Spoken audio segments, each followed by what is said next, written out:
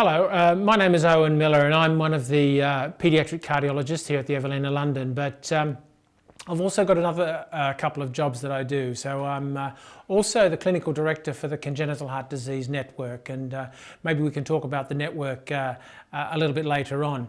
And then my third job is one of the most exciting at the moment, is the new clinical director for the new Directorate of Cardiology, Respiratory and Intensive Care as we join forces with the Royal Brompton going forward.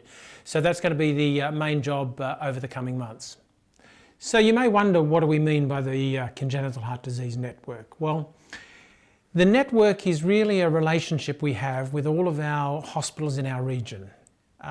So over the decades, we've built up professional relationships with hospitals in our geographical network, and they know who to call. They know who to call when a baby is born with congenital heart disease. They know who to call when the child needs surgery. And we've established a whole raft of support measures, including joint cardiac clinics in the local hospital. And what we're trying to do is we're trying to be able to deliver Evelina London level of care closer to home, and that the professionals, the nurses and the doctors at your local hospital can just pick up the telephone, can know the Evelina way of doing things, and they know who to call if there's a problem. Okay, so during the COVID pandemic, the network hasn't been lying idle. We've been pretty busy actually. Because we haven't, during the lockdown periods, been able to do as many clinics in the local hospitals as we wanted, we still had to make contact both with the clinicians and with the families. So a lot of the cases we were able to manage together with families and local clinicians through telephone clinics, or having local triage in the local hospital and then talking to us about any intercurrent problems. So I'm sure a lot of families saw a disruption to their normal clinic schedule. But through the pandemic, we also scheduled regular phone calls with our clinicians in the local hospitals so that they were up to date with what we were doing, what the local advice was, what the current NHS England advice was regarding to COVID. So the pandemic provided us with new challenges, but I think we also learned new ways of working, and I think we're not going to go back to the old way of working entirely. We're going to take those things we learned from the pandemic and continue those going forward. 2022 is going to be a big year. So at the beginning of this year, 2021, we merged with the Royal Brompton. They now sit within the Guy's and St Thomas's Trust. We're also looking to merge the networks. This will be a huge task. Nowhere else in the UK have any congenital heart networks merged, so this will be the first time that happens. And when we do merge, we'll have a huge network which covers all areas around the compass, around London, north, south, east and west.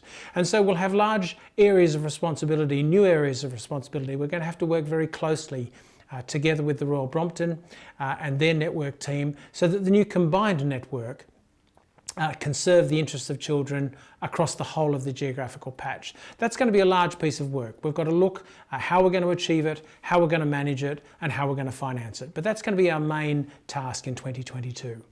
So you may ask, why would we refer a patient or a family to ECHO? Well, as I said earlier, care of a child with congenital heart disease is a team approach. Now, there are things that we can deliver in the hospital, but there are things we can't deliver. We need a sort of a more holistic approach. We need to wrap around the family all we can do, both clinically and non-clinically. ECHO provides a lot of that support. It's practical support, it's emotional support, and it's support from families who've been through what new families haven't been through. So we will refer families into ECHO pretty much routinely, but also when there are special requirements that we think ECHO has special skills. Oh, thanks Owen, that was so great, and the explanation about networks really leads me into my first question that we've got from some ECHO members. Yeah. So one of the mums wants to know, if she decides to be treated locally and move her son's care from the Evelina to her local hospital, does that mean she never sees an Evelina doctor or nurse again? Okay, so that's a good question.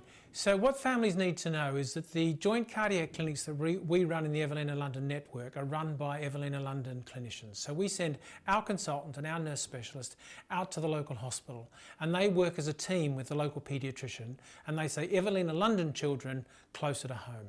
So we hope to deliver the same care locally as they're going to get if they come into London to the Evelina London Children's Hospital. So yes, they'll see our team, they'll see, if not their usual consultant, they'll see the consultant who is responsible for that hospital, and they'll see an Evelina London nurse. Oh, that's really, really helpful. And another question was around dental hygiene and teeth, and people saying, you know, what do they need to be aware of? And especially when they approach dentists and they're being sent back to the Evelina to see the dentist there. Do you have any words of wisdom about dental hygiene for children with heart disease? Yes, no, I do. So I think, we mention this in pretty much every outpatient visit. Teeth are really important. Dental hygiene, gum care, tooth care is really important. And lots of families ask, well, what's the link? The link is that if you get germs and dental decay, those same germs that are in the gums can go to the heart. So it's really important for families to start teaching dental hygiene at a really early age for their kids, and to get them into the habit of toothbrushing, regular visits to the dentist or the hygienist, and most importantly, a sensible, healthy diet. Not too much sugar, not too much sweet food, because that is the worst thing for teeth. Now, dentists, we have a good dental team here. You ask about that. We have a great dental team at Guy's and St Thomas's, but we don't want all children to come to the Evelina for their dental care. Some do. If they need dental surgery or if they need extensive work, then some of those will be referred in by their general dentist to the Evelina for dental surgery. But most families can have their usual care by their usual dentist, but they just need to also take a bit of responsibility at home for instilling really good dental hygiene practice with their kids from a very young age all through their life. So Owen, I've got a really good question from Daisy, who is 7. Okay. And she wants to know, if you could be any superhero, what would you be? Or who? Gee, superhero questions, not my strong suit, but the way I look at it is when I look at all the patients that I look after, they're the superheroes. So for me, the kids are the superheroes, the parents are doing a great job, Echo's doing a great job. I don't think it's my role to be a superhero. Well, I think the community might disagree, but that is a really great answer and really lovely.